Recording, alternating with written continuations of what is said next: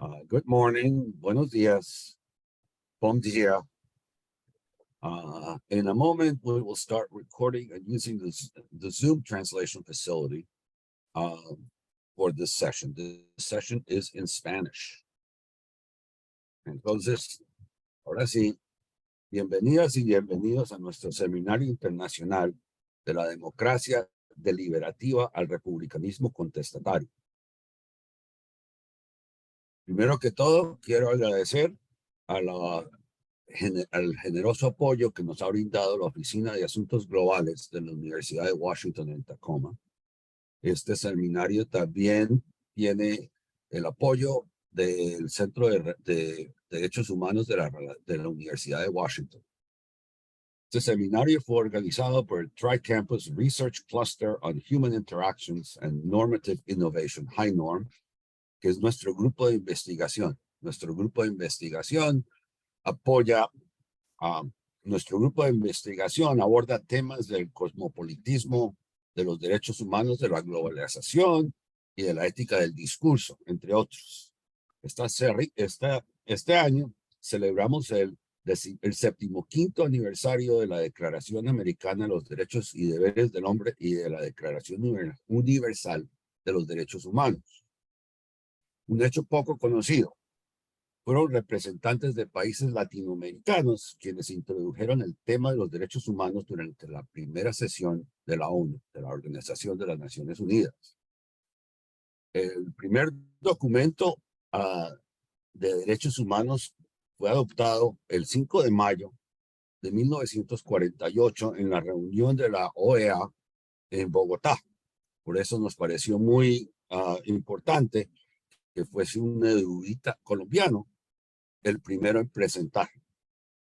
Vamos a proceder así. Yo voy a presentar a los participantes. El doctor Mejía Quintana presentará por unos 30 minutos. Cada miembro del panel presentará su comentario 5 a 10 minutos. Tras eso habrá comentarios de la audiencia. Doy prioridad a los estudiantes si aparecen. Los miembros del panel son Rachel May, que es profesora de estudios latinoamericanos y humanidades en la Universidad de South Florida.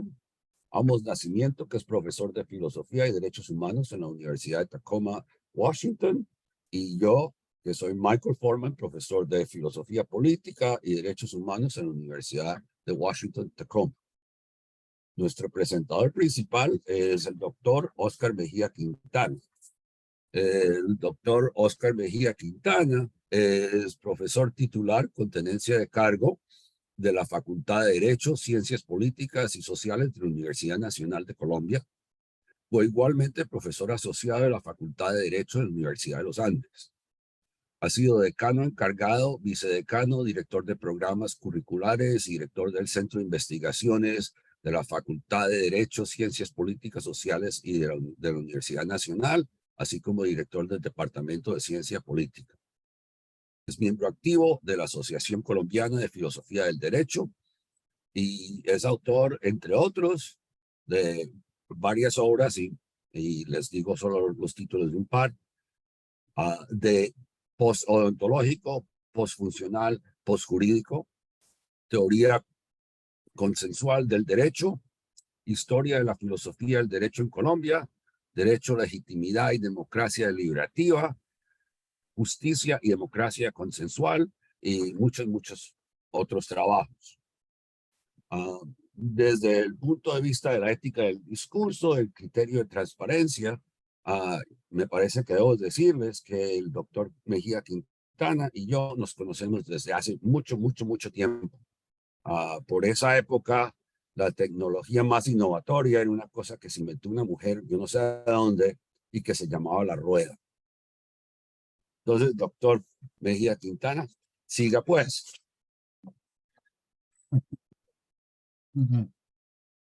Jurásicos, prácticamente. Bueno, muchas gracias pues, por la invitación, Michael, gracias a la Universidad de Washington en Tacoma, a la Facultad Interdisciplinaria de Artes y Ciencias, al Departamento de Filosofía Política y Políticas Públicas, al decano Williams y por supuesto a a la profesora Raquel May y Amos Nacimiento, así como pues los asistentes que nos acompañan.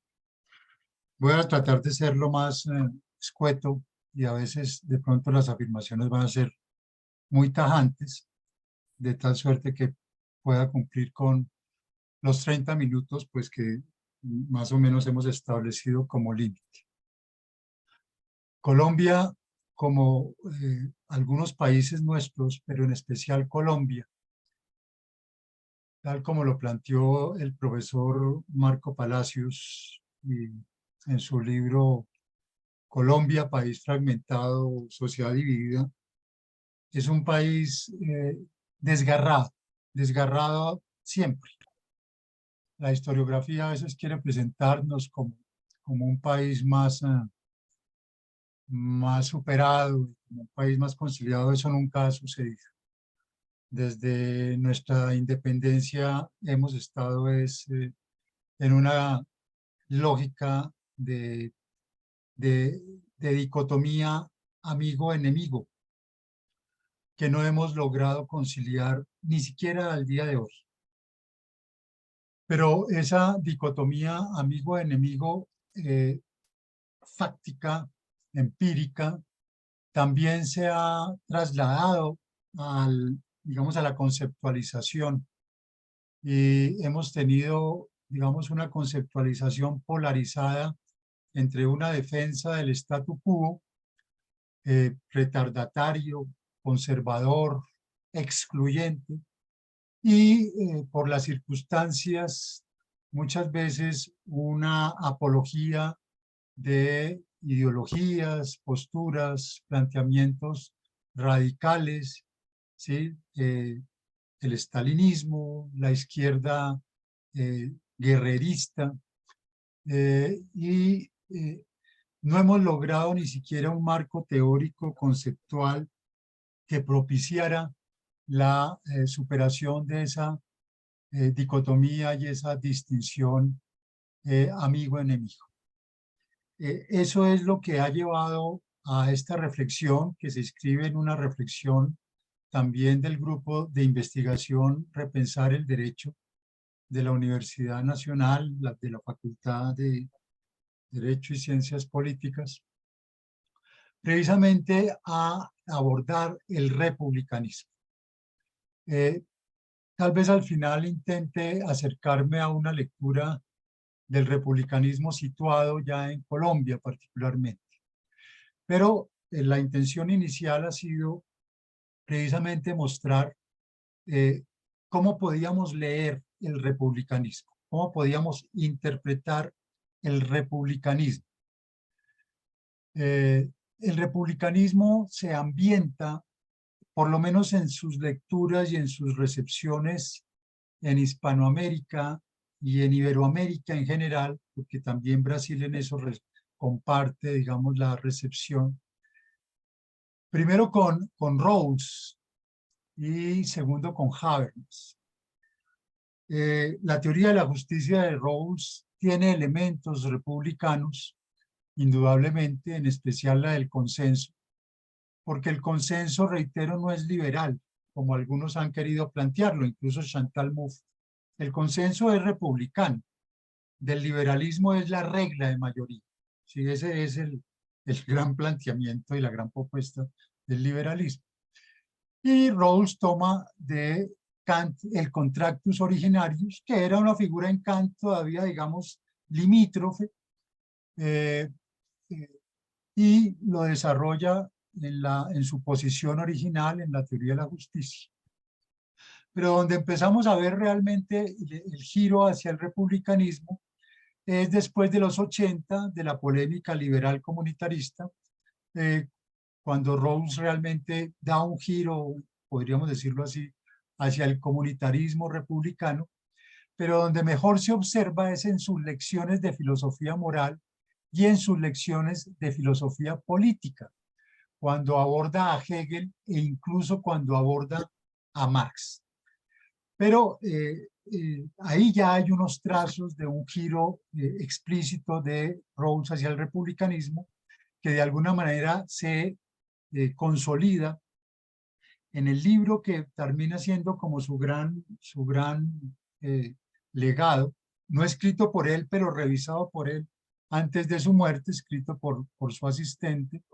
Y en ese libro, precisamente, es donde Rawls habla de la cercanía de su concepción de justicia como equidad con el republicanismo. Incluso dejando de lado a el humanismo cívico de Pocock. Ahí podríamos decir claramente hay un posicionamiento, una posición de Rawls con el republicanismo. La otra ambientación la vamos a ver en Habermas. Pues no vamos a, digamos, reconstruir la teoría de Habermas, pero sustancialmente en su teoría del derecho, en facticidad y validez, Habermas va a, cuando plantea en el marco de la justicia constitucional, que en la Corte Suprema de Justicia de Estados Unidos las decisiones son decisiones políticas en los casos difíciles y que los magistrados toman decisiones inicialmente desde dos modelos de democracia. Plantea la democracia liberal, el paradigma de adjudicación constitucional liberal y el paradigma de adjudicación constitucional republicana. No el republicanismo de partido, sino el modelo de adjudicación constitucional republicano. Y Habermas dice, yo simpatizo con ese modelo porque permite más deliberación, porque supone una deliberación ciudadana. Pero dice, yo tomo distancia de él porque etitiza la vida pública, porque le da un sello ético a la decisión jurídica, a la decisión constitucional, y entonces es ahí donde Habermas propone su modelo de política deliberativa de doble vía, que básicamente lo que busca es señalarle al magistrado, a la Corte Suprema, a los tribunales constitucionales, que los sistemas políticos hoy en día están de alguna manera constituyéndose, configurándose desde unas periferias internas de públicos hegemónicos y unas periferias externas de públicos contrahegemónicos, y que si el tribunal quiere tomar decisiones justas para todos y no decisiones buenas para algunos, tiene que escuchar es la periferia externa de públicos contrahegemónicos y no la periferia interna de públicos hegemónicos. Esto de públicos hegemónicos y públicos contrahegemónicos no es propiamente de Habermas, sino de Nancy Fraser. Es Nancy Fraser que al criticar, digamos, lo que ella, o al plantear lo que para ella sería una esfera pública postburguesa, critica a Habermas y muestra la necesidad ya implícita, digamos, en el planteamiento de Habermas, de leer esto desde una dinámica de públicos y contrapúblicos, de públicos hegemónicos y públicos contrahegemónicos.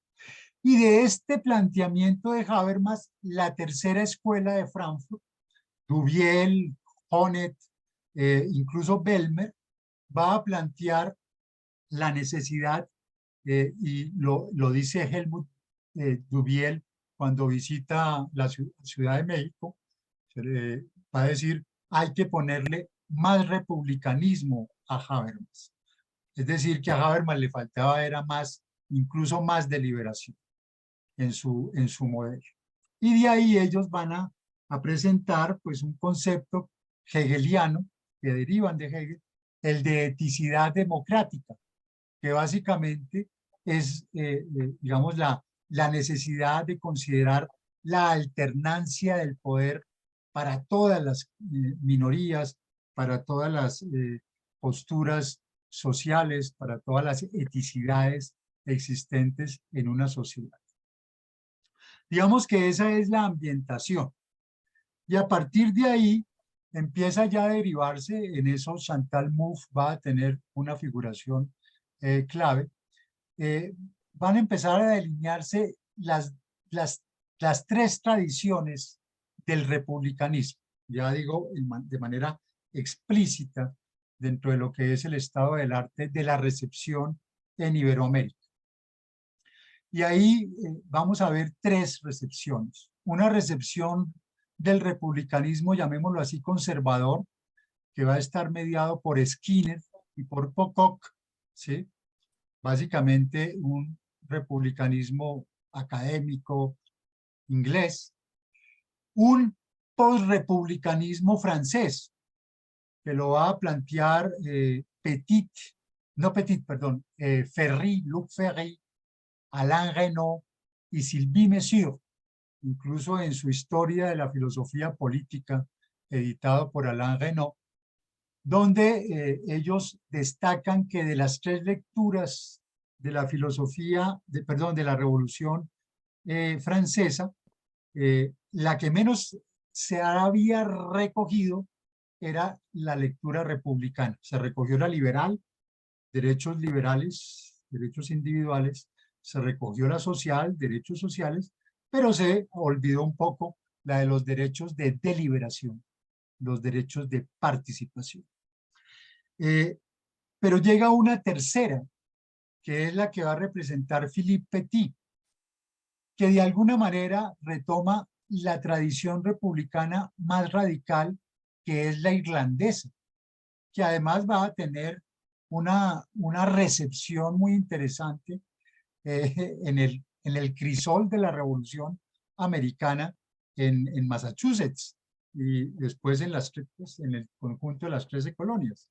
Esa recepción del republicanismo es la que Petit plantea como la disyuntiva entre las libertades de los modernos y las libertades de los antiguos, planteando una tercera concepción de libertad, la libertad de no dominación, la libertad como no dominación, ¿sí?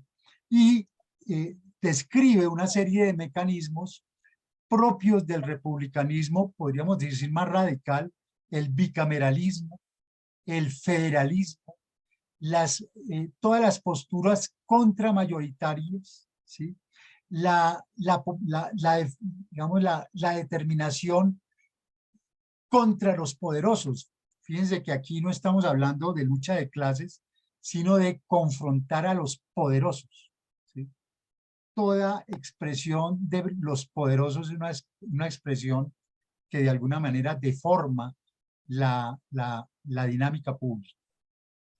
Y es por tanto, y Petit entra a plantear una democracia, podríamos decir, no bicéfala, pero sí con dos cuernos, digamos, ¿sí? La democracia disputatoria, cuando el pueblo exige sus derechos al Estado, cuando el pueblo exige sus derechos sencillamente, y la democracia contestataria, cuando el pueblo o la ciudadanía ya entra, digamos, a formas de desobediencia civil, de movilización, de protesta social, en procura precisamente de que sus derechos sean efectivamente, digamos, garantizados. Esa es la modalidad de democracia disputatoria, ¿sí? Y contestataria, más radical. Y ahí indudablemente pues se toma distancia de la postura del liberalismo, que yo he estudiado precisamente en filosofía del derecho. El liberalismo permitió la desobediencia al tirano, pero no la desobediencia a la ley. El republicanismo permitió tanto la desobediencia al soberano como la desobediencia a la ley. Por eso el instrumento de Rawls de desobediencia civil contra las leyes discriminatorias son una defensa de la Constitución contra las leyes. Fíjense que todo esto se inscribía rápidamente dentro del famoso cuestionamiento a la ecuación derecho igual legalidad que el nazismo había establecido y que en Nuremberg es evidente. Somos inocentes porque actuamos legalmente. Al día de hoy todavía ustedes ven mandatarios que se siguen escudando en que como eso es la ley, entonces tienen toda la potestad para represión abierta a la ciudadanía. Entonces, aquí aquí entra de nuevo Nancy Fraser a plantear pues su idea, su concepto del imaginario político post-westfaliano, ¿sí? Y Martha Nussbaum y James Bowman, que es el traductor en buena parte y el alumno de Habermas en Estados Unidos, entran precisamente a desarrollar lo que ellos han llamado un republicanismo transnacional, ¿sí? Que para nosotros, yo insisto acá en Colombia, fue muy importante en el periodo de Álvaro Uribe, porque en el periodo de Álvaro Uribe aquí se produjo lo que el CINEP, el Centro de Investigaciones de los Jesuitas, llamó el embrujo autoritario. Todo el mundo estaba embrujado con el autoritarismo. Y la reacción inicial contra Uribe provino de aquella, digamos, postura de protesta de las universidades norteamericanas, donde los estudiantes decidieron no comprar Coca-Cola en los dispensadores, ¿sí? Porque Coca-Cola, como otras transnacionales, habían financiado a los paramilitares. Y ese fue, digamos, el arranque y la chispa que de alguna manera encendió las alertas sobre el gobierno de Uribe Vélez y su, digamos, complicidad con el paramilitarismo. De modo que ese es un buen ejemplo de ese republicanismo transnacional. Pero el republicanismo va a tener otro ascendiente, que es el que se va a dar alrededor de todo el pensamiento posfundacional. Pensamiento posfundacional francés, básicamente, y europeo en general, está animado, digamos, por un renacimiento de la cuestión democrática. O sea, para ellos, tal vez el gran problema de Foucault, de Deleuze, fue que el olvido de la cuestión democrática. Ellos retoman la cuestión democrática y plantean la necesidad de, frente al fundacionalismo, que quiere definir la política desde un esencialismo, desde unas esencias, o frente al antifundacionalismo, que quiere confrontar todo, hay que tomar una definición contingente de lo político, hay que pensar el concepto de lo político, hay que ir y cuestionar la instrumentalización en la que ha caído la ciencia política y desde la filosofía política reivindicar de nuevo un concepto de lo político que no reproduzca la distinción amigo-enemigo, sino que permita superar en la línea de Hannah Arendt la dicotomía amigo-enemigo. Y entonces ahí es donde una serie de autores, Abensour, Lefort, Gaucher, ¿sí? Rosanvallon, en fin, van a, digamos, a recuperar algunos elementos de lo que ellos llaman la democracia salvaje, la democracia insurgente, la democracia contra el Estado, y tal vez la versión más moderada, que me parece a mí la más plausible, la de Rosanvallon, la democracia de control, la democracia de fiscalización, ¿sí? Recuperando efectivamente, digamos, elementos de ese republicanismo plebeyo, ¿sí? Original de la modernidad temprana, que alcanza a tener en la Revolución Francesa su expresión, por ejemplo, en Marat o en Les Enragés, en Los Rabiosos, ¿sí? Que fue el partido de los descamisados. En ese contexto surgen Negri y Hart particularmente, con su planteamiento de, inicialmente, del republicanismo revolucionario posmoderno, así lo va a plantear en el libro Imperio, ¿sí? Y una fórmula bastante paradójica, va a decir Negri, y es la unión de Lenin con Madison, ¿sí? La unión de qué hacer para una transformación radical y de la deliberación ciudadana plena, ¿sí? Ese es el republicanismo revolucionario posmoderno, del cual salta finalmente en su último libro, Asamblea, que retoma la discusión, la vieja discusión entre Marx y Bakunin sobre el papel de las vanguardias que muchas veces se toman los movimientos y le imponen sus agendas, donde entran a plantear lo que va a llamar Negri eh, eh, las estrategias del común.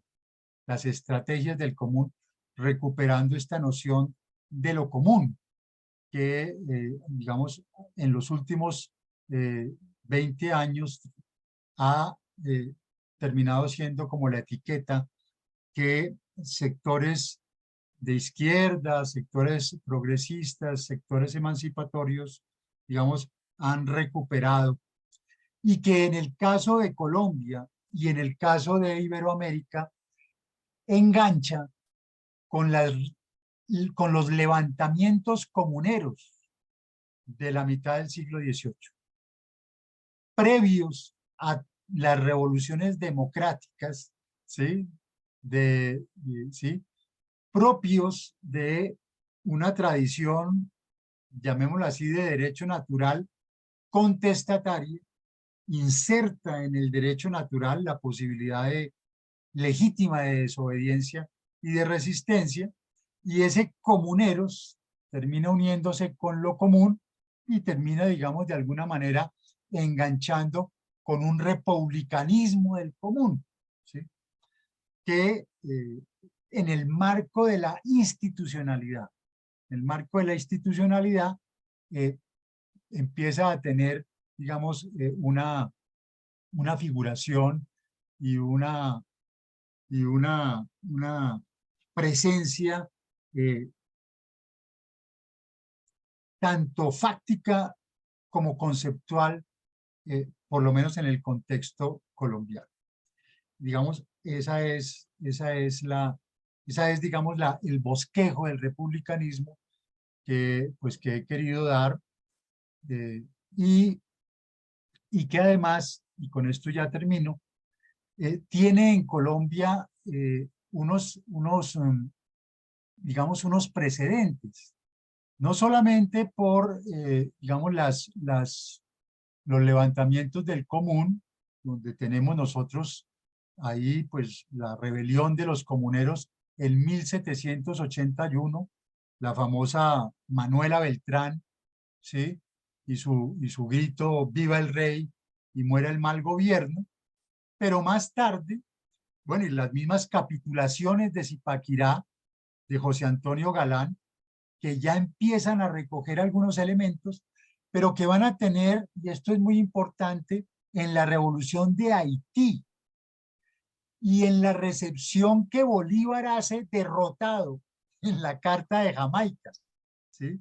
Porque ahí es donde Bolívar, en cierta manera, comprende que no se trata solo la liberación de España, sino que se trata también de la liberación de los esclavos, que se trata también de alguna manera de la cuestión campesina. Tal vez no alcanza, digamos, a retomar la cuestión indígena, pero ese planteamiento se filtra y vamos a encontrar lo que los historiadores, algunos historiadores han llamado el republicanismo popular en el Acta de Independencia de Cartagena en 1811, y más tarde también en la Constitución de Tunja de 1811, y recordar el hecho de que el maestro de Simón Bolívar, Simón Rodríguez, es un republicano declarado, ¿sí? O sea, hay una vertiente de republicanismo que en Colombia después vamos a encontrar en la Constitución de Cúcuta, de la Gran Colombia, y más tarde en la Constitución de 1863, la Constitución Radical, después derrotada por la Constitución Conservadora latifundista de 1886, y el surgimiento de un partido republicano en 1910, que introduce en Colombia el control constitucional. Imagínense, en 1910, una cosa loca que nadie podía en ese momento casi anticipar, y que después se va a ver también proyectado en las reformas liberales en lo que se conoció como la Revolución en Marcha de 1936 de López Pumarejo, hasta llegar, después del bipartidismo y de la caída de la Constitución del 86 a la Constitución del 91, en una figura muy polémica que los españoles no logran todavía asimilar, de la Constitución del 91, que es la acción pública de inconstitucionalidad, que para ellos era una institucionalización de la desobediencia, ¿sí? Y que sus raíces se pierden ahí en medio de todo este republicanismo, digamos, amalgamado colombiano. Bueno, esa sería más o menos, creo que cumplí el tiempo, la presentación. Muchas gracias. Perfecto, muchas gracias. Ahora sí, bueno, ahora sí, siguiendo con nuestro programa, le paso el micrófono a la doctora Mae. Bueno, una de las cosas que iba a preguntar es si podía aumentar la discusión del republicanismo en la historia de Colombia, que ya has dicho, que eso me interesa mucho, y si tienes más tiempo después, tal vez podemos discutir esto un poco más. Pero ya contestaba una de las preguntas más importantes que tenía sobre su ponencia ya en su presentación. Bueno, me gusta mucho, me encanta el tema de republicanismo contestaria del común, y normalmente en esta situación yo escribiría una respuesta formal porque no tengo mucha confianza, no estoy completamente cómoda en español, pero desde que no tengo acceso a una imprimadora y este seminario es bastante informal de la manera virtual en que estamos y somos poquitos, estoy trabajando desde notas. Entonces, espero que me puedan perdonar si hago errores o si no me entiende, me pregunta lo que estoy tratando de decir. Para mí, la reseña bibliográfica fue muy útil, sumamente útil, porque yo no soy filósofa, soy más como historiadora política, pero estoy familiar con estos pensadores, pero yo aprendí mucho por su trabajo y te agradezco mucho por dejarme participar, porque yo, como dije antes, me encanta el tema y yo aprendí mucho. Para mí, lo que es más interesante es la discusión de movimientos sociales y la cuestión de la historia de la democracia de Colombia, que es poquito en el trabajo, solo en la conclusión, pero ya has dicho más en esta ponencia. ¿Cómo? No fui yo. Okay. Bueno, hay ruido acá. Si hay un problema con el ruido afuera, dígame. No, Y no, podemos. Ok, bueno. está muy bien. La primera cosa que quería preguntarle o discutir es en la página 2, dice que la bandera del republicanismo es la libertad como la ausencia de dominación. Y incluye como poderosos, no solo élites políticos y económicos, igual que mafias, que me gustó mucho que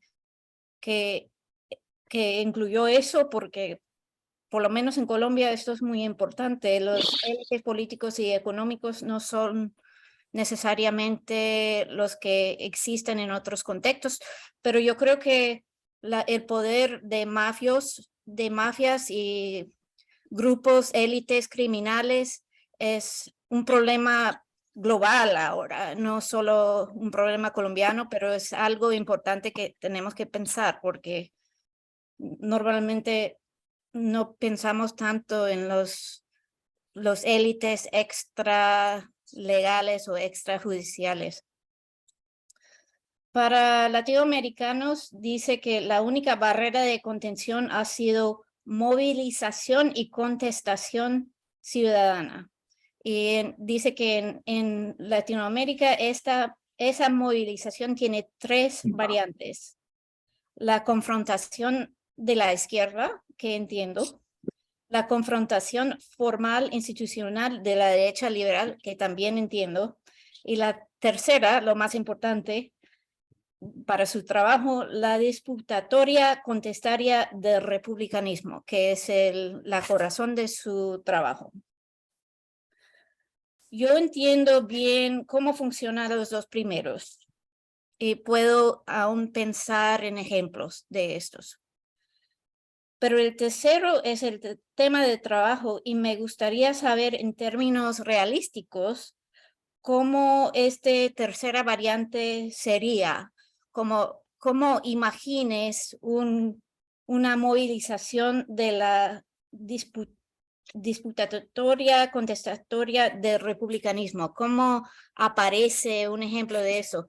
Los comuneros, la revolución comunera es un ejemplo que esto sí entiendo, pero en términos realísticos de hoy día, ¿puedes imaginar una movilización así? ¿Hay una movilización que existe así? Y me parece muy como, me siento emocionado de imaginar algún tipo de movilización así, pero tengo dificultades en pensar qué es, cómo sería si esto pasa, si esto es algo que podía pasar, si podíamos tener un republicanismo contestario hoy día en el mundo. Tendría que ser algo global, ¿no? O transnacional, pero no debe de ser algo transnacional, pero no entiendo exactamente cómo trabajaría. La otra cosa que quería preguntar es que, como dije antes, ¿cómo piensa que la revolución bolivariano es como medio republicano? Pero ya has contestado eso y entiendo bien la revolución haitiana porque fue más orgánico y esto sí me parece como otro ejemplo bueno, pero también es muy histórico. Entonces, me interesaría como si podemos discutir ejemplos más contemporáneos de este tipo de movilización, si hay o si podía ser. Y la otra cosa que me interesa de su trabajo es la crítica de los límites a los movimientos sociales, que para mí es muy clave. Y la cuestión entonces será si el republicanismo contestario es alcanzable. Esto es la clave de mi pregunta. Si usted opina que esto es algo alcanzable. Si una transformación global revolucionario en este sentido es algo alcanzable en este momento. Y la otra cosa que es como un punto más pequeño, pero usted habló del embrujamiento del uribismo y autoritarianismo durante la época de Uribe, y como usted sabe, nosotros también entendemos eso por la época de Trump. Y entonces yo tengo unas dudas sobre el razón y el virtud de las multitudes, porque en mi experiencia las multitudes ni tienen razón ni virtud. Entonces, no sé, yo quiero que me hace más optimista. Entonces, esto es todo. Estas son todas mis preguntas. Procedo a responder. Sí, Yo creo que sí. Bueno, pues muchas gracias, Raquel, por los comentarios. Básicamente, digamos, la gran discusión que aquí se ha dado sobre, en cierta manera, bueno, yo quiero insistir en la postura, ¿no? La postura es desde la filosofía política y por tanto tiene, digamos, un grado de abstracción que aunque se recoja elementos empíricos, no es, digamos, un análisis de ciencia política, ¿sí? Intenta, digamos, ser una abstracción lo más, digamos, condensada y, ¿sí? de la realidad. Lo que aquí en Colombia, y yo lo puedo extender también por otros estudios a Latinoamérica, es la dicotomía entre libertades individuales, hoy en día neoliberalismo, y derechos sociales, ¿sí? En el mejor de los casos. Derechos sociales que a veces tienen posturas también más radicales. En el caso de Colombia ya específicamente la guerrilla, ¿sí? Que ha tratado de reivindicar, digamos, un marco de reivindicaciones sociales específicamente. Ahí el republicanismo plantea un poco desbordar la lógica de la lucha de clases, que de cualquier manera es muy rudimentaria. Incluso la lucha de hegemonías vendría a ser un poco más elaborada y más profunda. Y plantear la libertad como no dominación frente a los poderosos. Es decir, poderosos aquí encontramos en todas las élites, terminan siendo élites que a veces, eso lo he desarrollado yo en otro texto sobre la cultura mafiosa, ¿sí? A veces adoptan lógicas mafiosas, ¿sí? Nuestras propias élites adoptan lógicas mafiosas, ¿sí? Digamos, de círculo, de cerradas, excluyentes, impositivas, que además desbordan la institucionalidad. Ahí, por eso la libertad como no dominación rompe esa dicotomía que también ha alimentado la distinción amigo-enemigo, ¿sí? Entre la izquierda, digamos, radical y la derecha en general, ¿sí? Y plantea es la oposición a toda forma de dominación. Parece que eso lo comprende mejor, digamos, el común precisamente de la ciudadanía. Ahora, la modalidad interesante de esa definición de Petit, ¿sí? De Philippe Petit, de disputatoria y contestataria. Disputatoria, uno a veces no lo capta. Son las múltiples quejas de la ciudadanía, los derechos de petición, digamos, muy respetuosos, las solicitudes a las autoridades, arréglenme esto, arreglen esto, ¿qué van a hacer con esto? ¿Sí? Que no captamos porque, digamos, están entronizadas muchas veces dentro de la institucionalidad a través de sus mecanismos, digamos, legales, básicamente. Cuando eso no se cumple, viene la modalidad de democracia contestataria. Y ahí sí entonces vemos expresiones de movilización ciudadana. Lo vimos en Colombia hace 2 años, ¿sí? Cuando la ciudadanía se levantó en Cali, en Bogotá, en varias ciudades, en Medellín, ¿sí? Era un efecto acumulativo que venía dándose, ¿sí? de exigencias al gobierno, de exigencias al Estado, de oídos sordos ante las necesidades de la gente, hasta que una chispa encendió la protesta social que quisieron, digamos, achacarle a una gran conspiración centralizada de la guerrilla. Eso era un argumento totalmente absurdo, porque fue simplemente una explosión de la ciudad. Eso es la democracia contestataria.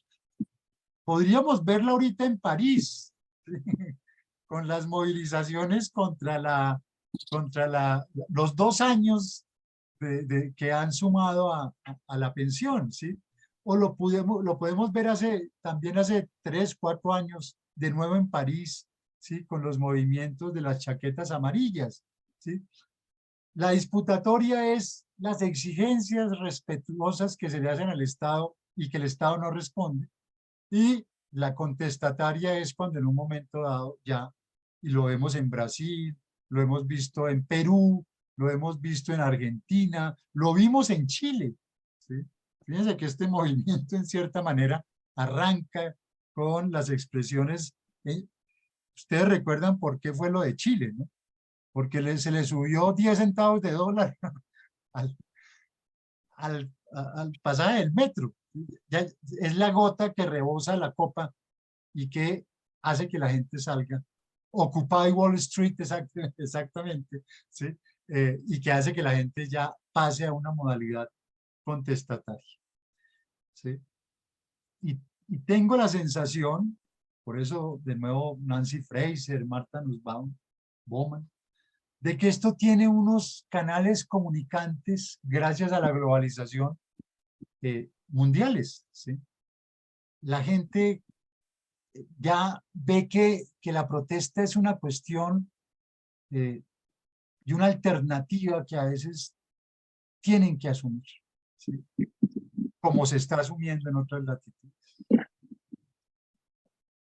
Pues esa sería, digamos, la respuesta. En todo esto, por supuesto, viene la gran, pero por eso es interesante de nuevo los públicos contrahegemónicos frente a los públicos hegemónicos. Porque las mayorías también pueden optar, y de nuevo Rawls, ¿no? Es decir, cuando Rawls confronta el utilitarismo, cuando dice, aquí lo que tenemos que criticar es la concepción utilitarista de que justicia es lo que mayor proporción, lo que mayor beneficio le da a la mayoría. Lo que hace eso es perjudicar a las minorías. ¿En dónde queda la minoría? ¿En dónde quedan las minorías? ¿En dónde quedan los públicos débiles?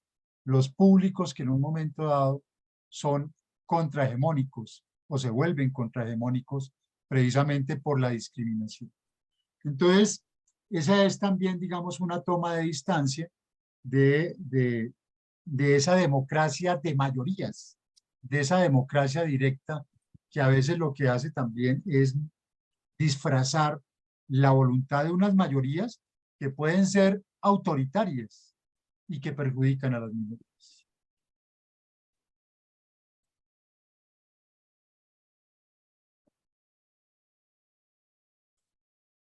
De acuerdo, no son contrahegemónicas, son públicos débiles, ¿sí? Bueno, muchas gracias a ambos. Ahora le paso el micrófono al doctor Nascimento. Bueno, muchas gracias. Perdón, ¿me escuchan bien? ¿Se pueden? Perfecto. Bueno, muchas gracias por la ponencia y por el texto que pudimos haber leído antes. Me ha gustado mucho, pero voy a empezar con una afirmación provocativa. No fue suficiente. Digo no fue suficiente porque me gustaría, yo creo que esta discusión es tan buena que profesor Michael Forman, tenemos que invitar al profesor Quintana más veces, porque hay tantas cosas buenas acá para discutir que una sola ponencia, un solo debate no va a ser suficiente. Así que lo digo de manera provocativa y positiva, ¿no? Que en realidad me gustó mucho el mapa que usted presentó de teorías políticas recientes que en cierto sentido también cubren lo que hemos discutido entre nosotros en nuestro grupo de investigación. Seguramente Michael Forman, yo, Jamie, muchos otros que participamos, Flavia de Ávila, que acá está con nosotros, hemos discutido esos autores también, así que en principio estamos de acuerdo, ¿no? La cuestión esta, ¿no? El recorrido que desde Rawls y Habermas, pasando por varios autores, a llegar a la tercera escuela de Frankfurt, y a ver, Creo que se está cruzando una... sí, ahora de manera autoritaria lo silencié. ok. Bueno, no, quiero decir que fue un recorrido muy interesante que coincide con las discusiones que hemos tenido, que van desde Rawls y Habermas hasta la tercera generación de la teoría crítica de la Escuela de Frankfurt, y me ha gustado mucho ver ahí también la referencia a Helmut Dubil, que recientemente no se habla mucho de él, pero que tiene una crítica política muy fuerte y hay que rescatar, y agradezco por De ello. acuerdo. Naturalmente también me ha gustado la ampliación del debate. Es algo que no hemos hecho por acá, con dos otras vertentes, por así decir. Una vertente anglosajónica, ahí especialmente con Petit, y también la versión francesa, que va con Claude Defort, até se puede llamar Hart and Negri también un poco en esta línea. De Y, acuerdo. y al final la referencia a Latinoamérica. En todo eso estoy de acuerdo y coincido teórica y políticamente. Pero ahora una pregunta, y quizás con eso ya anticipo quizás un punto que Michael Forman lo haría, porque él es el especialista en Rousseau entre nosotros. Yo sentí falta de Rousseau. Y porque cuando hablamos del republicanismo, es importante, yo creo, entender la contribución de Rousseau también al propio Habermas, si no tanto a Rawls, pelo menos al Habermas que entiende, y en realidad cuando yo fui su alumno, yo vi ahí la señora Ingeborg Maus, que era la que siempre insistió con Habermas, mira, falta Rousseau, porque la cuestión de la soberanía, la cuestión de la voluntad general, marcó su concepción de republicanismo. Quizás la ausencia de Rousseau sea debida a la referencia a Philippe Petit, porque él no incluye a Rousseau como una base para republicanismo, porque él lo considera un populista. Entonces yo no sé si ese es un problema. Yo tuve una pelea una vez con Philippe Petit, él discordó de mi crítica a los liberales y yo defendí a partir de Rousseau y bueno, ahí ya no hubo más conversa. A partir de su texto yo estoy ahora interesado en releerlo, a ver qué es lo que lo perdí, pero la pregunta es esa, ¿no? Y Rousseau, no hace falta tener ahí por lo menos en esta dimensión un entendimiento de su contribución, inclusive porque yo lo veo de vuelta en la vertiente francesa que usted menciona al final. Sí. Yo recientemente, y eso le agradezco mucho también, yo miré que yo había olvidado y había dejado afuera la reflexión francesa sobre la cuestión de la democracia y del republicanismo. Y yo creo que su trabajo nos invita a retomar eso. Y lo digo también a Michael, quizás tengamos que retomar más la vertiente francesa que nosotros en Latinoamérica siempre conocimos muy bien. Es una cosa de los Estados Unidos que nunca incluyen eso. Entonces, mi pregunta es si no es una falta de esta tradición anglosajónica que desconsidera a Rousseau y por eso limita un poco la visión del republicanismo. Esa es una primera pregunta. La segunda pregunta que me parece que es que aún mismo en la tradición crítica, y usted menciona a Axel Honneth.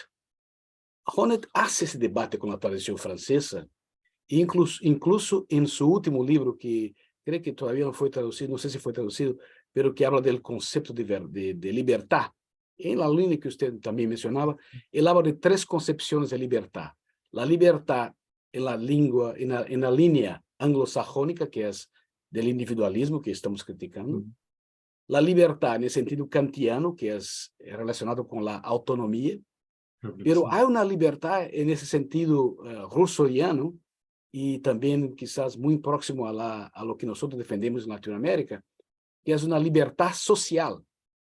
Y que, o sea, que nosotros no es suficiente a definir la libertad y las otras teorías políticas decorrentes del concepto de libertad, liberación, etcétera, solamente basado en el individualismo, sino también en esa concepción comunal. Y eso me lleva al final al punto que usted mencionó al final, que me gustó mucho, la cuestión del común.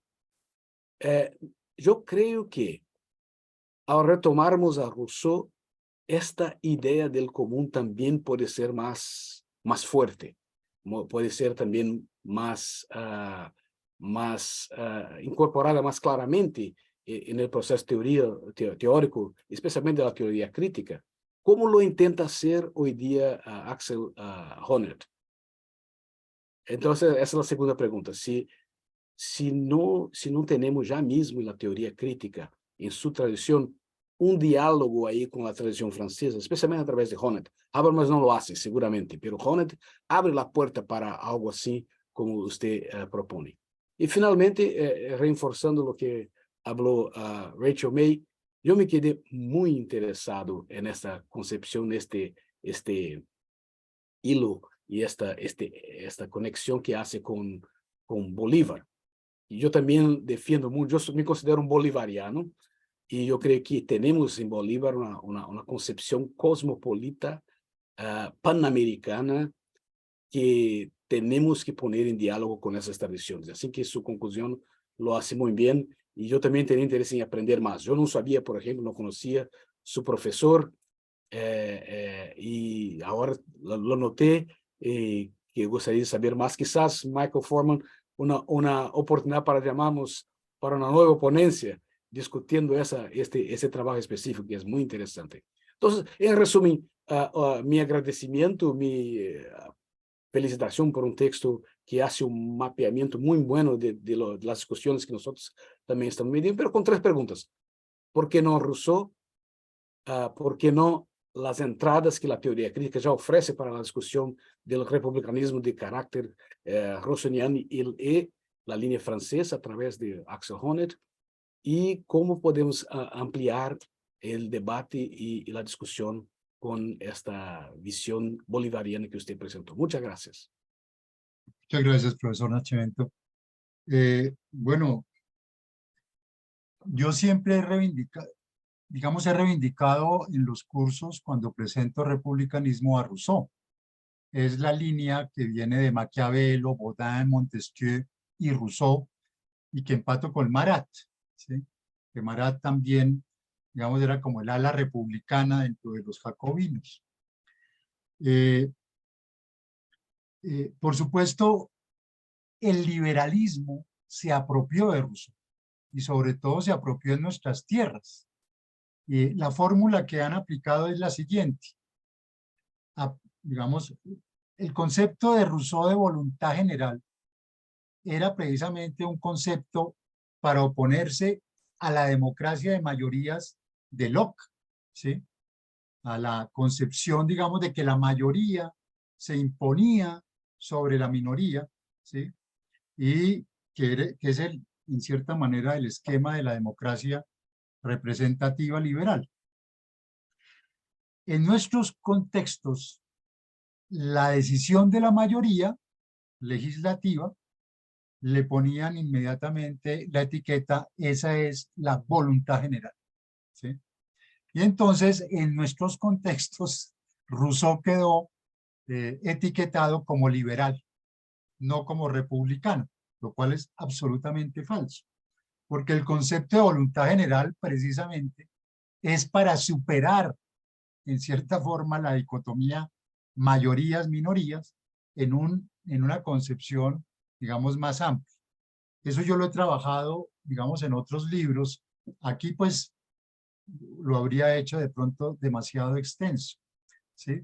Pero sí tengo muy en cuenta, digamos, a Rousseau, pese a que la crítica de Rawls en teoría de la justicia, Rawls hace la crítica, cuando él adopta, al criticar el utilitarismo, adopta la teoría del contrato social, lo hace también críticamente frente a Locke, porque propicia una democracia de mayoría, y de alguna manera frente a Rousseau, porque propicia lo que él va a llamar una especie de democracia totalitaria, ¿sí? Aunque en ese sentido creo que Rawls está también de alguna manera retomando es la lectura liberal que termina haciéndose de Rousseau y que le pone a la mayoría la etiqueta eh, de, de voluntad general, que no es así, no es rousseauiano. Pero indudablemente Rousseau es un autor yo así lo defiendo, republicano, no liberal, ¿sí? Porque en nuestro contexto siempre ese es el argumento. Rousseau es liberal. No, Rousseau no es liberal, ¿sí? Y por eso la figura del contractus originarius de Kant, que es la que toma Rawls, no es liberal, es republicana, ¿sí? Es republicana, porque, insisto, el consenso no es del liberalismo, ¿sí? Pese a lo que diga Chantal Mouffe, es del republicanismo. Del liberalismo es la regla de mayoría seca, ¿sí? Entonces, indudablemente, ahí Rousseau tiene una figuración clara. Yo coincido plenamente, porque además lo he leído, siempre le digo a los abogados y a los constitucionalistas que por qué no ponen a los estudiantes a leer el derecho de la libertad, que es donde ya está traducido, lo tradujo Editorial Katz de Buenos Aires, está, ¿sí? Que en lugar de ponerlos a leer tanta basura a veces jurídica y constitucional, ¿por qué no los ponía a leer el derecho de la libertad de Honneth? ¿Sí? Porque indudablemente él ahí muestra los tres tipos de libertad y la última, la libertad social, efectivamente, digamos, la recupera no desde Kant, la recupera desde Rousseau y la recupera desde Hegel. En ese aspecto la recupera desde Hegel y termina consolidando el concepto, por eso digo que esta generación, que para mí es la tercera generación de la escuela de Frankfurt, Duville, Honneth y Bellmer, ¿sí? Entre otros, de eticidad democrática, ¿sí? Porque la eticidad democrática es finalmente, retomando a Duville, la única que se puede sentar en el trono vacío del poder. Aquella metáfora muy sugestiva y muy sugerente de Duville sobre que la gran herencia de la modernidad es el trono vacío del poder. ¿Quién se sienta en el trono vacío del poder? Porque quitamos a Dios, quitamos al soberano. ¿Quién se puede sentar en el trono vacío del poder? Solo la eticidad democrática, que significa alternancia en el poder. Todos pueden sentarse en el poder y alternarse. Lo que no pueden es quedarse sentados en el poder, ¿sí? Y de ahí la crítica al estalinismo, ¿no? Que es feliz tomándose el poder, pero después no sale del asiento, ¿sí? Es la alternancia, eso es el sentido de eticidad democrática, que es rusoniano y que es también una lectura hegeliana, incluso de Rousseau, ¿sí? Podríamos acceder. Yo no he leído propiamente, yo lo descubrí casualmente y en parte ahí comprendí y podría decir que lo descubrí sobre todo, que el piso me lo dio García Márquez con su libro sobre el general en su laberinto. General en su laberinto es una exaltación realmente de Bolívar contra el leguleyismo de Santander aquí en Colombia. Santander, que figura como con su famoso lema, las armas os han dado la libertad, las armas os dieron la independencia, pero el derecho, las leyes os darán la libertad. Con eso se han pegado, digamos, se han cogido, entre otras también los abogados, para creer que los países se hacen desde las leyes, ¿sí? Y no desde las dinámicas realmente de las poblaciones.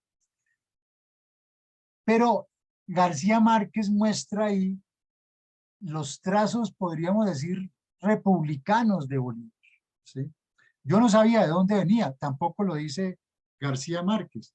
Lo descubro después casualmente, ¿sí? Digamos, de manera, incluso por unas cartas de Bolívar a Santander, diciéndole, el país no es el país que ustedes, los lanudos, les dice, los lanudos por la lana, las ruanas de lana que se ponían en Bogotá, ese no es el país, no es el país de los abogados, es el país de los que están en el ejército en ese momento, porque el ejército era donde estaban todos, ¿sí? Donde estaban, dice él, los ladrones del Patía, donde estaban los llaneros, donde estaban las negritudes, donde estaban los indígenas. Ese es el país, ¿sí? Y eso también las mujeres, y también las mujeres, ¿no? Y las mujeres. Entonces, ese era el país real, no el país que se estaba construyendo formalmente desde Bogotá. Es una carta bellísima que retoma Marco Palacios, precisamente, en el libro que señalé, Colombia, país fragmentado, sociedad dividida, ¿sí? Y, insisto, casualmente, una referencia, no sé, tal vez en un documental que se hacía de Simón Rodríguez, el maestro de Bolívar, como un republicano, ¿sí? Pero donde yo realmente entendí fue cuando mi esposa estaba haciendo su doctorado en la Universidad de Miami, su doctorado en Relaciones Internacionales. No, perdón, cuando estaba haciendo su maestría en Georgetown, en estudios latinoamericanos. El primer texto del curso de ideas políticas latinoamericanas era la Carta de Jamaica, ¿sí? Y la Carta de Jamaica recogía elementos de los haitianos, y es ahí donde, digamos, la deuda histórica de Bolívar con Haití, ¿sí? Que casualmente Petro, el presidente Petro ahora, ha querido reeditar, seguramente también recogiendo esos elementos. Bueno, eso sería, profesor. Muchas gracias. Muy bien, gracias. Muchas gracias. Ahora yo tengo un par de preguntitas y unos desacuerdos. Primero que todo, pues yo no veo ni a Locke ni a Rawls del mismo modo como usted lo lee. Para mí, Locke no escribe sobre democracias mayoritarias. Más que todo, Locke es sobre los derechos de una minoría privilegiada. Es una idea muy poderosa que pues puede crecer y se le puede aplicar a otra gente, pero inicialmente era para una minoría privilegiada, los que eran terratenientes, pues. Y por eso faltan ciertas cosas que yo también creo que faltan en Rawls. Y para mí una de las cosas, bueno, la cosa principal que falta del liberalismo anglosajón es y que sí se ve en Rousseau, es la cuestión de la solidaridad. ese tema de la solidaridad no se oye en ámbitos liberales anglosajones. Y puede ser en parte porque no existe, porque realmente no se lee muy bien a Rousseau si se lo lee de todo. Pero por eso me gustaría que nos hablara un poquito más sobre ese tema de la solidaridad y el republicanismo, que a mí me parece muy importante. El segundo tema sobre el que quiero preguntarte se refiere a la obra de Nancy Fraser y sobre todo no a su libro que realmente es magistral sobre la justicia, sino a sus escritos más recientes. En sus escritos más recientes, Nancy Fraser recupera la crítica del capitalismo y centraliza la crítica del capitalismo. Todavía mantiene, pues, el discurso sobre bloques hegemónicos, pero también considera que el concurso puede ser entre bloques hegemónicos poderosos, es decir, que hay más de un bloque hegemónico y que se pueden reorganizar. En el caso de los Estados Unidos, distingue entre un bloque hegemónico liberal, que digamos el bloque, que sería el bloque Obama, y un bloque hegemónico conservador, que sería el bloque de Trump, pero ambos bloques son neoliberales. Y eso también parece tener una cierta importancia en la obra de ella. Y a mí me parece que cuando miramos lo que pasa en Colombia, también se ve una cosa parecida. También se ven dos bloques esencialmente neoliberales. Pero que fuera de eso tienen otros valores.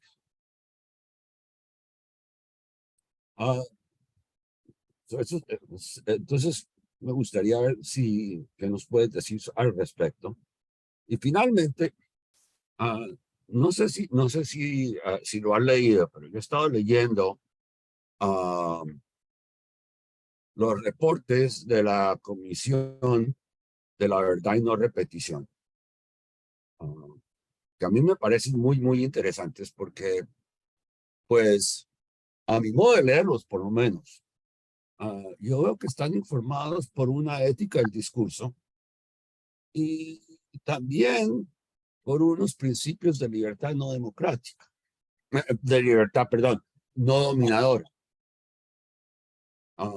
Y pues no sé si tienes familiaridad con esos reportes, de pronto nos puedes dar tu interpretación. Entonces, aquí te paso el micrófono. Ok, perfecto. Sí, no, yo coincido totalmente con lo, digamos, con lo de Locke y así lo contextualizo, ¿no? Es decir, lo que estaba en ese momento Locke plantea, por eso prefiero incluso a Hobbes, que mantiene el derecho de resistencia, porque es Locke el que finalmente entrega o es el que en cierta forma va a definir la desobediencia civil solo contra el tirano, pero no contra las leyes. Y ahí es donde empieza, digamos, a torcerse, digamos, la cuestión, porque del derecho natural, incluso en Tomás de Aquino, la ley que iba contra el derecho natural había que desobedecerla, ¿sí? Había, digamos, era más revolucionario, llamémoslo así, Tomás de Aquino que Locke, frente a la ley, ¿sí? Que la ley termina siendo un instrumento de dominación muy poderoso para el liberalismo, sobre todo. Y sin duda, lo que está proponiendo Locke, sobre todo en el segundo tratado sobre el gobierno civil, es una alianza con los terratenientes. Era la gran alianza de la burguesía con, además totalmente patriarcal, ¿sí? De la burguesía con los landlords ingleses, ¿sí? Y esa era finalmente era la mayoría que se iba a tomar la sociedad contra la sociedad, no en la voz de la sociedad. Sin embargo, una anécdota. Hace unos años fuimos por la Asociación de Filosofía Práctica a La Habana, cuando se estaba discutiendo, a la Universidad de La Habana, cuando se estaba discutiendo la reforma de la ley Magna, ¿sí? No era constitución, pero digamos más o menos. Y un profesor de la Universidad de Santiago, siempre me impresionó mucho, no recuerdo el nombre, salió haciendo una lectura republicana de Locke, ¿sí? Y reivindicando a Locke como republicano. Yo le dije, no, bueno, eso sí, yo hasta ahí no llego. Yo reivindico a Rousseau como republicano, pero a Locke sí me cuesta mucho trabajo. Pero él insistía, digamos, en que, y se veía que se había leído todo Locke, ¿sí? Que en Locke había elementos, digamos, republicanos. Pues solamente como anécdota, porque fue muy interesante ver en ese momento en la academia, esto era un congreso precisamente que hubiera alguien que se atreviera, digamos, a eso en el contexto cubano, donde realmente yo percibí mucho temor digamos, de abrirse a ciertas opiniones. Indudablemente, por ejemplo, lo de la solidaridad es eso en el contexto, digamos, del liberalismo no existe. A mí me gusta mucho el diagnóstico de Habermas en teoría de la acción comunicativa, porque precisamente en teoría de la acción comunicativa, que siempre les insisto, son 2 tomos de sociología del derecho, ¿sí? Es donde Habermas va a decir, la solidaridad va desapareciendo progresivamente, incluso cuando empezamos a ver leyes que regulan o pretenden regular la solidaridad. Ese es el mejor ejemplo de que la solidaridad está desapareciendo en el mundo de la vida como producto como producto precisamente de la cosificación jurídica, de la penetración del derecho en el mundo de la vida. Y ahí es donde Habermas entra a presentar su ética del discurso como un instrumento contra la cosificación. Uno alcanza, digamos, a detectar en su política deliberativa de doble vía un intento de, digamos, de reeditar, de plantear un tipo de solidaridad postconvencional. Yo diría ya un tipo de solidaridad frío, ¿sí? Solidaridad fría, solidaridad más mediada, digamos, por posturas, por principios, ¿sí? Que al final la solidaridad es una cuestión del sentido de justicia, es una cuestión, como lo diría Hume, por simpatía, empatía o antipatía, ¿sí? La solidaridad es digamos, visceral, no puede regularse jurídicamente. Y es un intento creo que esa es la gran pregunta de la filosofía moral contemporánea. ¿Podemos reeditar una solidaridad al menos tibia, una solidaridad caliente, una solidaridad propia de las sociedades tradicionales en los contextos de la globalización? Porque efectivamente eso lo ve uno cada vez más complicado, ¿no? Incluso los consensos, que es de donde Habermas pretendería fundamentar esa solidaridad, cuando son consensos postconvencionales, en el tercer estadio postconvencional de Kohlberg, reitero, son consensos fríos, ¿sí? Son consensos que pueden solidarizarnos en función de ese consenso, también casi que pragmáticamente, pero no son consensos que nos hermanen, ¿sí? No son consensos que nos enamoren, no son consensos, digamos, que realmente despierten en nosotros, digamos, la pasión que los consensos preconvencionales, digamos, pueden generar. Esa es la pregunta, digamos, es una pregunta, creo yo, abierta hoy en día. Yo no conozco, yo no he, digamos, no he profundizado otros. De pronto Martha Nussbaum ha intentado, digamos, buscar precisamente incluso estoy releyendo el estoicismo, pero ni siquiera ahí alcanzo a ver, digamos, cómo despertar de nuevo esos elementos de solidaridad, ¿sí? Más que una solidaridad fría, si acaso una solidaridad tibia. Y finalmente, bueno, yo coincido en que los grandes bloques, y es el drama de la Constitución del 91. La Constitución del 91, que aquí a los colombianos y en especial a los constitucionalistas les encanta poner como modelo de toda América Latina. Incluso ya uno escucha colegas latinoamericanos pidiendo que por favor no les pongan más de ejemplo la Constitución del 91 colombiana. Es que están hasta acá, ¿sí? Porque lo único que sabemos hacer nosotros es ir a hablar de las maravillas de la Constitución del 91 y de la jurisprudencia de la Corte Constitucional, que es muy buena en el papel, pero que no se cumple en la realidad, ¿sí? La Corte hace unas sentencias de 700 páginas preciosas, ¿no? El Estado Social de Derecho. Y esa sentencia precisamente en la realidad nunca se realizó, nunca se cumplió, ¿sí? Pero la Constitución del 91 quedó con 3 proyectos societales.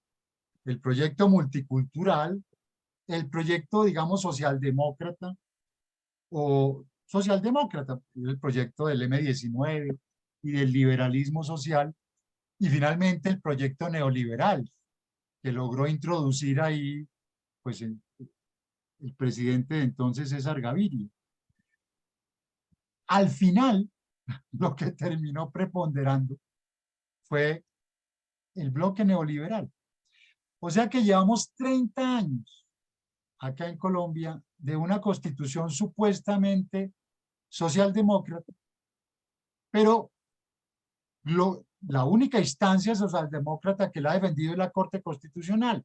Y eso, porque esa Corte también se la ha tomado el Opus Dei, se la han tomado los sectores conservadores colombianos, magistrados, ¿sí?, de esas líneas políticas.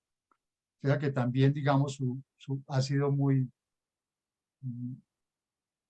ambigua, pero lo que realmente ha primado durante 30 años en todos los gobiernos es el neoliberalismo.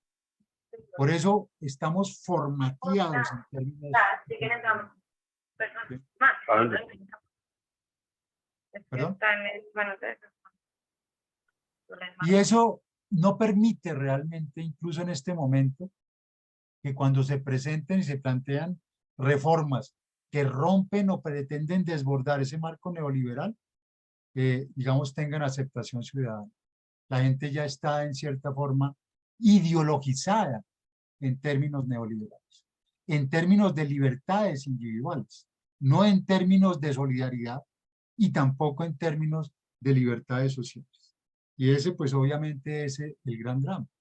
Por eso termina siendo una gran hegemonía realmente de bloques, puede que diferenciados, pero indudablemente todos, el denominador común es el neoliberalismo, desafortunadamente.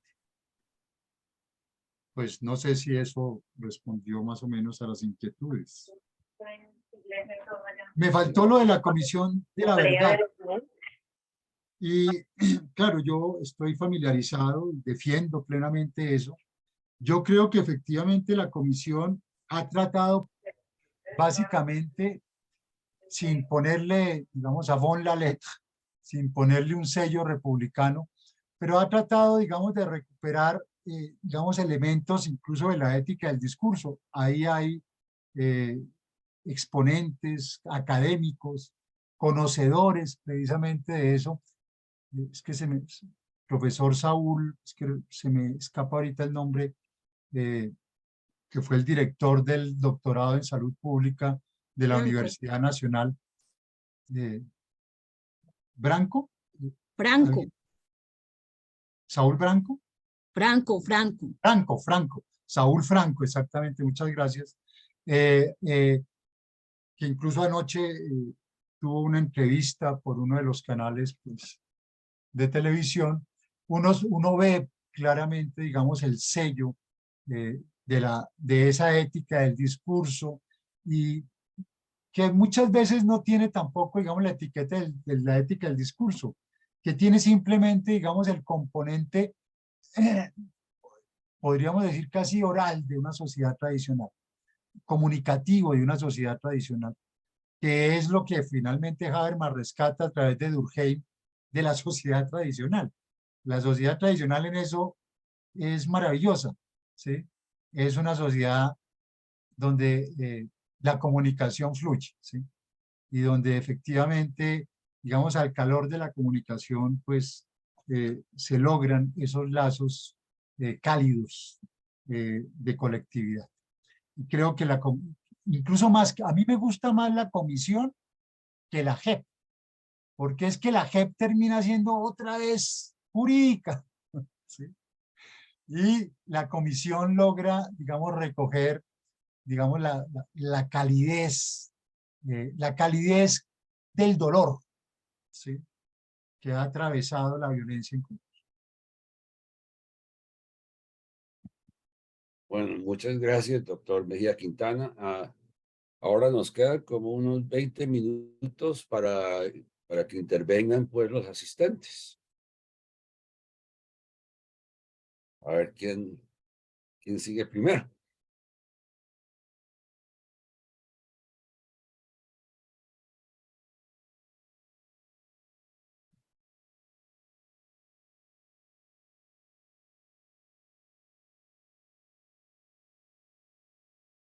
¿Alguien se anima?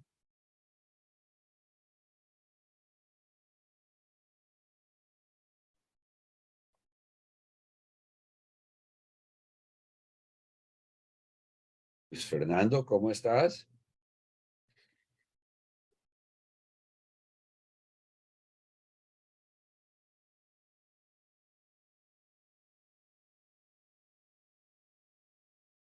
Luis Fernando, nuestro compañero.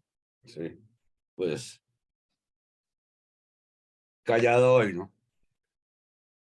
Bueno, si no hay preguntas de la audiencia, nosotros podemos seguir. Yo creo que Amos tenía alguna pregunta hace un momento. Gracias. No era una pregunta, sino una nota al pie, y que fue prácticamente ya parcialmente contestada cuando mencionabas a Durkheim, porque cuando hablaban de la solidaridad, Durkheim es de hecho la referencia tanto de la solidaridad mecánica como la solidaridad orgánica.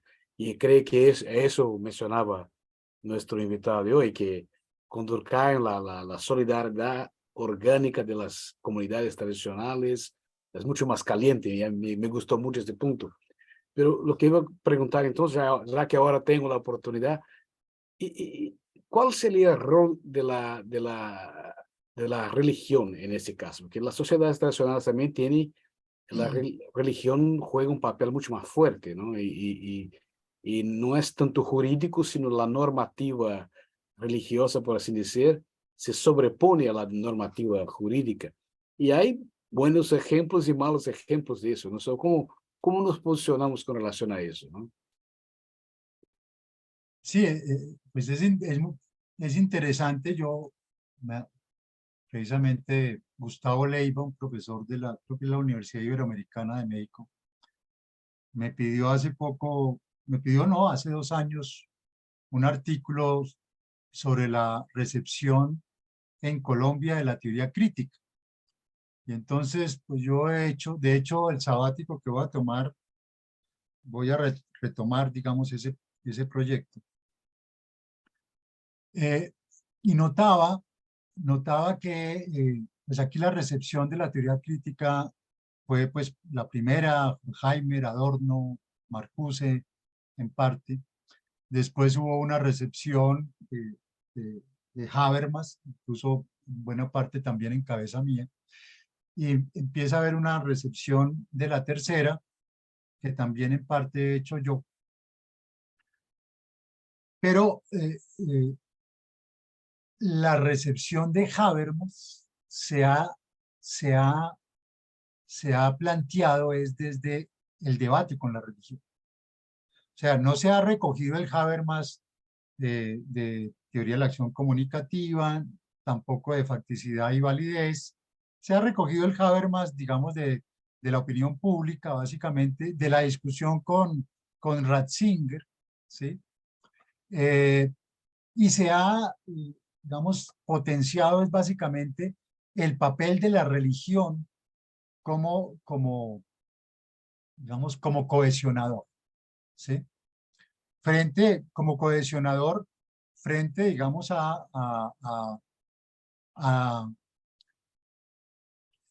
digamos, al planteamiento de Ratzinger, que sí defiende eso, la religión es un cohesionador, pues obviamente Habermas ha opuesto el planteamiento de la constitución, de la patria de la Constitución, el patriotismo de la Constitución.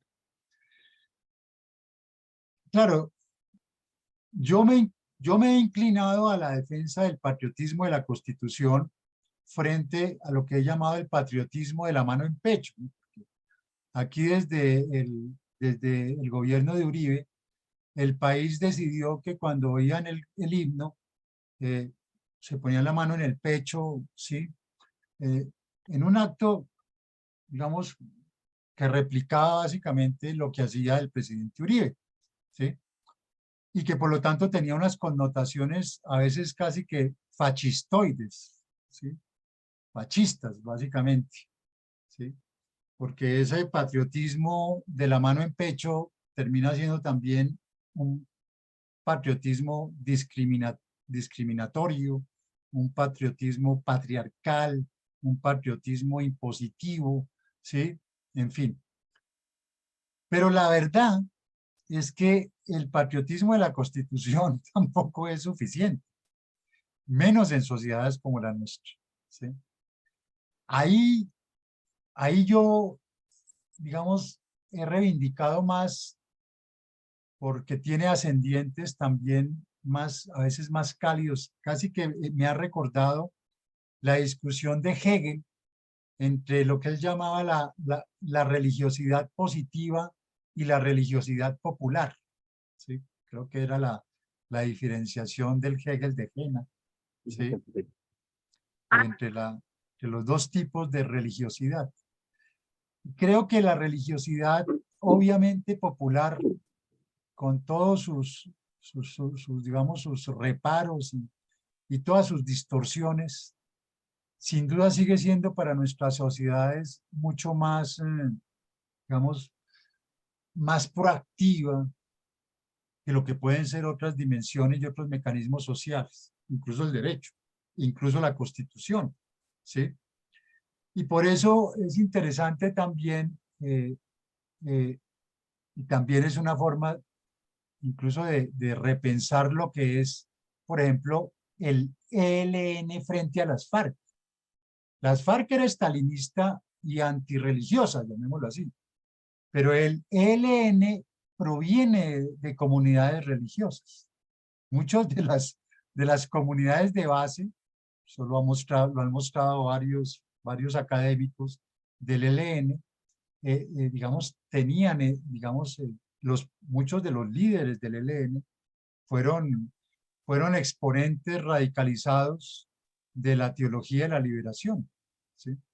Y entonces, ese es un elemento interesante, ¿no? Que a veces se nos pasa por alto, incluso en las actuales, digamos, negociaciones, porque, digamos, tendemos como a reducir el ELN a una guerrilla estalinista, y tiene sin duda, digamos, un ascendiente, pero también tiene un ascendiente por el lado del padre Camilo Torres y de la teología de la liberación, que ve en esos lazos de solidaridad un elemento, digamos, un elemento no negociable, de un elemento que quieren de alguna manera potenciar, ¿sí? O sea que, y por eso muchas veces no se entiende bien la lógica del ELN, ¿sí? Sin estar, digamos, en ningún momento defendiendo pues sus políticas ni sus acciones.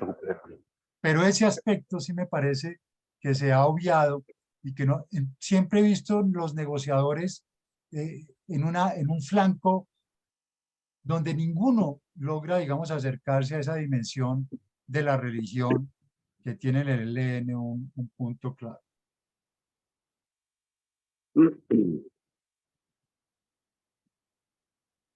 Muchas gracias. Me parece que la doctora de Ávila tenía una pregunta. Doctora Flavia de Ávila. Sí, perdón. Yo estaba pensando que así como Amos preguntó acerca de las religiones, cómo los medios de comunicación, especialmente las redes sociales, trabajan, ejecutan, no sé exactamente la palabra más correcta para usar en esta situación, pero hacen o reaccionan en estas situaciones.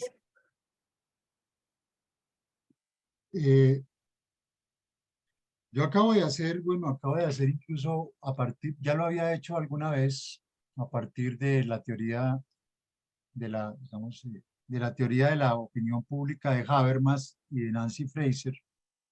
Lo hicimos con el grupo de investigación, un rastreo, digamos, un paneo sobre el papel de los medios de comunicación. Hoy los medios de comunicación en Colombia básicamente han optado por asumir un papel de oposición política. El derecho a una información imparcial, objetiva, ¿sí?, íntegra, que cumpla unos mínimos de factualidad y de distancia, ¿sí?, han desaparecido. Ante la carencia de una oposición política realmente sustantiva, y fíjense esto, no solo la prensa, digamos, nacional, pues representada en lo que son las revistas Semana y el periódico El Tiempo, que son como los grandes, digamos, representantes de la prensa escrita, pero sobre todo la prensa radial, ¿sí? Las principales emisoras, ustedes las oyen día a día, en una arenga. Eso no es periodismo, es una arenga de oposición política al gobierno. Yo lo he presentado incluso pues en streaming y lo he presentado en varios foros, ¿sí? Y por supuesto, frente a eso, lo que uno encuentra es también por reacción la polarización de las redes, ¿sí? Porque incluso digamos, los portales virtuales que tenían hasta el momento habían tenido cierta distancia objetiva y imparcial anteriormente, también se han inclinado a esta postura de oposición política muy controversial a las reformas que intenta hacer, digamos, el gobierno de Petro. Entonces la reacción es terrible, es una reacción casi visceral de las redes. Entonces no estamos encontrando un término medio desde donde poder realmente lograr una opinión pública informada, ¿sí? Lo que estamos viendo es un usufructo y una manipulación permanente de la opinión pública por los medios radiales, televisivos, escritos, y en el otro extremo, en el otro extremo, digamos, las redes sociales, como una defensa, digamos, ciega a veces de todo lo que hace el gobierno, no, ni siquiera crítica, y los portales que habían logrado cierto renombre, también que podían ser, digamos, como el fiel de la balanza, también inclinándose a unas posturas muy politizadas.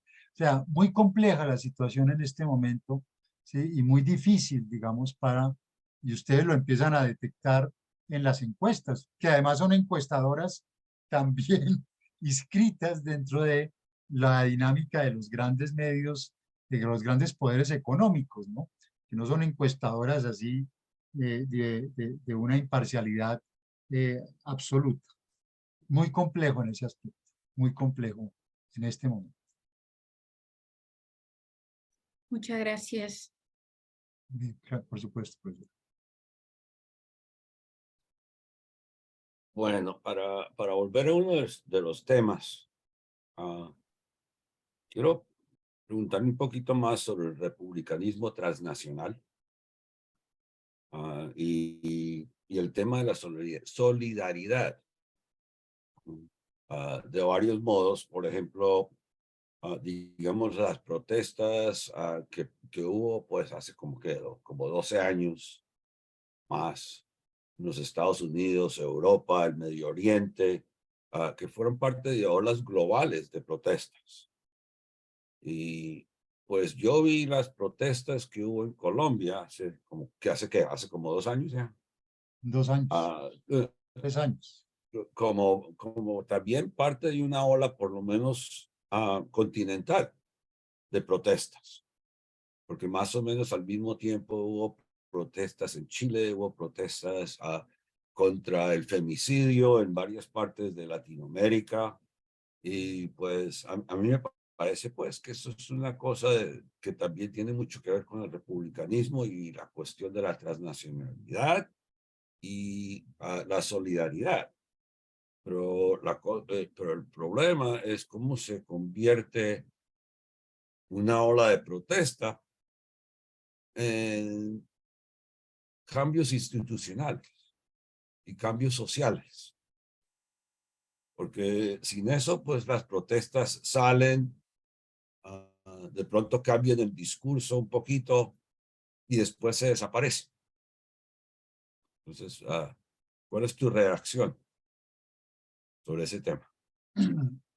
Bueno, claro, por lo menos aquí ese ha sido el problema de siempre, ¿no? Es decir, los movimientos sociales alcanzan unos picos de protesta, ¿sí? Precisamente como una acumulación de derechos no satisfechos, de reclamos no satisfechos, que provocan el movimiento social, ¿sí? Que provocan la protesta. Y posteriormente ahí culmina, ¿sí? Una gran ola que se rompe contra la playa sin ningún efecto. En el gobierno anterior, sin embargo, por primera vez, los reclamos de esa ola de protesta fueron recogidos inicialmente por los sindicatos que decidieron presentar de manera muy proactiva proyectos de ley de origen ciudadano al Congreso. Ninguno, ninguno fue retomado por, digamos, la mayoría parlamentaria. Ninguno. Es que no salió ni uno, ¿sí? Lo que hizo el gobierno, que era un gobierno, como ustedes saben, uribista, fue armar, digamos, unos espacios de lo que llamó conversaciones, totalmente instrumentadas, totalmente manipuladas, supuestamente para dialogar con los que habían protestado, en especial con la juventud, que tampoco llegaron, digamos, a ningún punto concreto. Eso realmente fue en buena parte lo que catalizó digamos, la victoria de Petro y del bloque histórico, ¿sí? Que por primera vez se canalizó en esos términos, ¿sí? Porque otras veces se canalizaba solamente de ninguna manera, por puro abstencionismo. Esta vez, sobre todo por el impacto que actualmente la situación tiene en la juventud, que es en todo caso una juventud, llamemos, más educada, más formada, incluso políticamente, que se canalizó por ahí, ¿sí? Y que, digamos, tuvo, por eso en parte lo que dice en ese sentido Petro es cierto, es decir, tiene la responsabilidad de una protesta social que le dio unas banderas, ¿sí? Y que está intentando llevar adelante, porque por primera vez en vida nuestra, ¿sí? En estos 67 años de vida, nunca había visto yo que la protesta social se canalizara electoralmente. La primera vez, ¿sí? Pero generalmente nunca había, digamos, nunca se había dado ese, digamos, ese mecanismo, ¿sí? Es la acción de los sindicatos antes y digamos, el encauzamiento electoral que se dio con la subida, digamos, del bloque histórico. Eso es lo que, digamos, yo he detectado, ¿sí? Bueno, ahora sí, bueno, pues quiero agradecerle a todo el mundo su participación, sobre todo al doctor Oscar Mejía Quintana, que sí hace mucho tiempo que hablábamos de un evento así. Y pues ahora nos despedimos. Muchas gracias a Bueno, todos les por agradezco participar. mucho. Muchísimas gracias. ¿Puede hacer una pregunta rápida? Usted Es muy mencionó al rápido. profesor Hoyos. ¿Cómo está el profesor Hoyos? No, el profesor Guillermo Hoyos, que fue mi maestro, que fue Sí. quien dirigió mi segundo Sí, doctorado acá lo en conocí. Filosofía del Derecho. No, él murió hace como unos, ya casi 10 años. 10 años. Sí, No sabía. sí, lamentablemente a mí personalmente me ha hecho mucha falta. Acá está su fotografía. Aquí está, Mira. ahí está la fotografía del profesor Hoyos. Sí, yo lo encontraba Ha sido siempre cuando iba a Alemania y siempre. no. Sí, así que lástima. Creo no que sabía. con él perdimos al único interlocutor con Europa que teníamos. Sí, Pero porque era bueno saber realmente que reconocido. su discípulo sigue, ¿no? Eso es bueno. Gracias otra vez Sí, por la sí. ponencia. Bueno, gracias a ustedes por los comentarios que me han servido mucho, muy amables. Bueno, Y muchas gracias a gracias. Michael, muy amables. Hasta luego. Bueno, Bueno, mucho pues, gusto verlos y gracias a todos. Muchas gracias. ok, gracias a todos. Hasta luego. Gracias.